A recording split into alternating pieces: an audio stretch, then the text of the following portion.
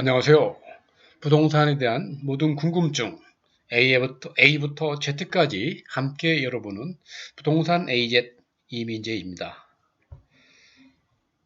최근 들어서 국내 부동산 시장에 대한 그야말로 파급력 큰 정책들이 잇따라 나오고 있습니다. 오늘은 지난 1월 7일 시행된 대통령 신년사로 본 2020년 부동산 정책 전망에 대해서 함께 열어보도록 하겠습니다. 최근에 국내 부동산 시장에 아직 파급력이 큰 주요 규제 조치들이 발표됐는데요. 첫 번째는 바로 역대 최강의 규제책으로 불리는 12.16 조치입니다. 12.16 조치는 양도세 강화, 대출 규제 등 많은 내용을 담고 있지만 특히 제가 좀 더 관심을 가지고 있는 부분은 1세대 1주택에 대한 규제도 강화되고 있을 뿐만 아니라 전세 자금에 대해서 상당히 강도 있게 규제책이 실시가 되고 있으며 특히 부자들이 싫어하는 자금 조달원에 대한 강도 높은 조사가 실시될 것이라는 얘기가 되어 있습니다.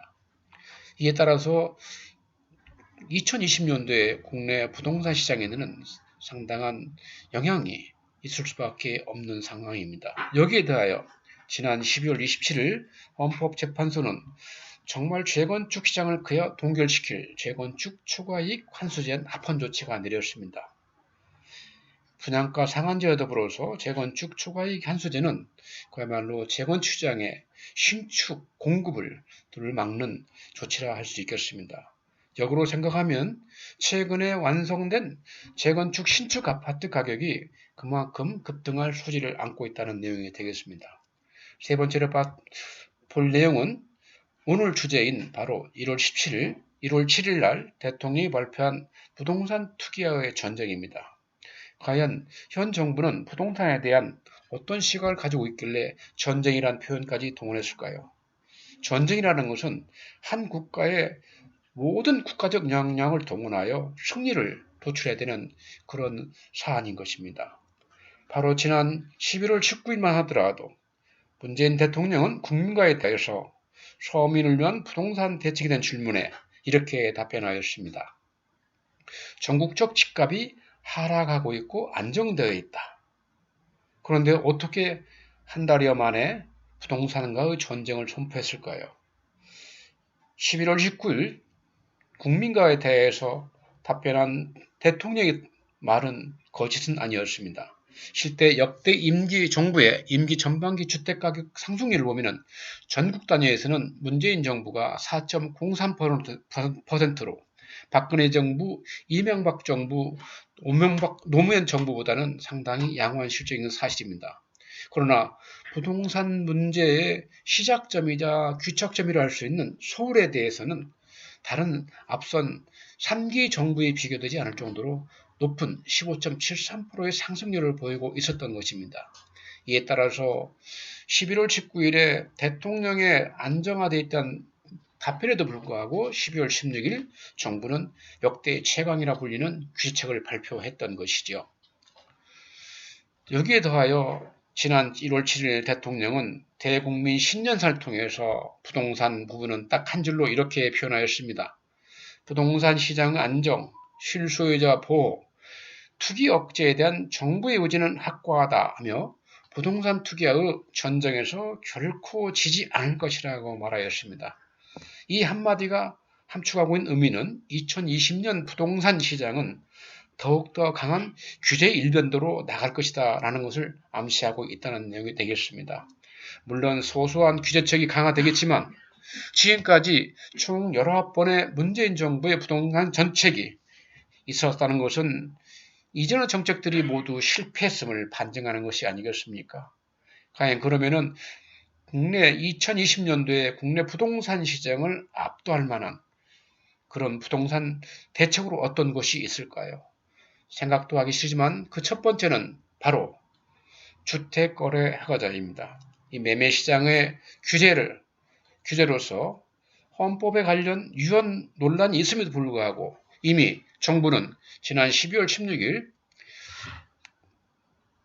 부동산 시장 안정화 정책에서 주택거래 효과와 유사한 효과가 나올 수 있도록 거래를 엄밀히 점검하겠다는 내용이 발표하였습니다. 바로 12.16 조치 발표문의 15페이지 하단에 나온 내용입니다. 그만큼 정부는 최종적으로 주택거래 허가지까지 실시하겠다는 의지를 가지고 있다는 단초가 되겠습니다.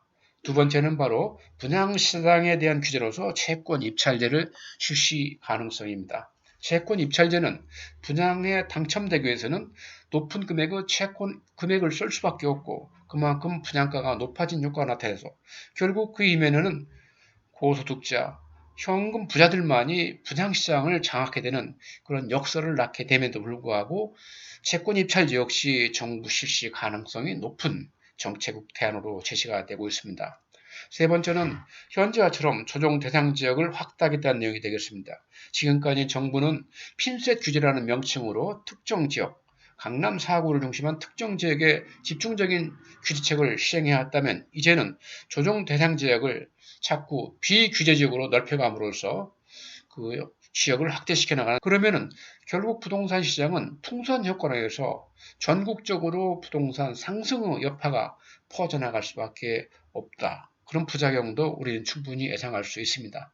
네 번째로는 재건축 지정 연한 연장입니다. 결국 현재 30년에서 40년으로 재건축 연한을 연장시키면은 앞으로 재건축 시장을 위한 신축 공급은 그야말로 극소수에 불과하게 될 것입니다.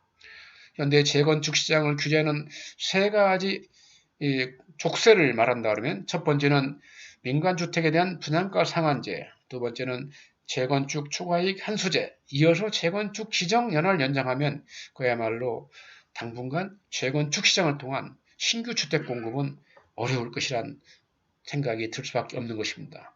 그 이면을 한번 돌려보면 그만큼 실수요자 또는 투자가들은 신규 주택 시장에 올인하게 되고 가격 상승을 유발할 수밖에 없는 상황이다. 결국 공급 확대를 통한 주택시장 안정화 말고는 어떤 특단 대책도 시장을 이길 수 없다는 것이 제 개인의 생각입니다. 오늘은 2020년 대통령 신년사를 통한 2020년에 부동산에 추가 가능한 규제책에 대해서 살펴보았습니다. 도움이 되셨다면 구독과 좋아요 부탁드립니다. 감사합니다.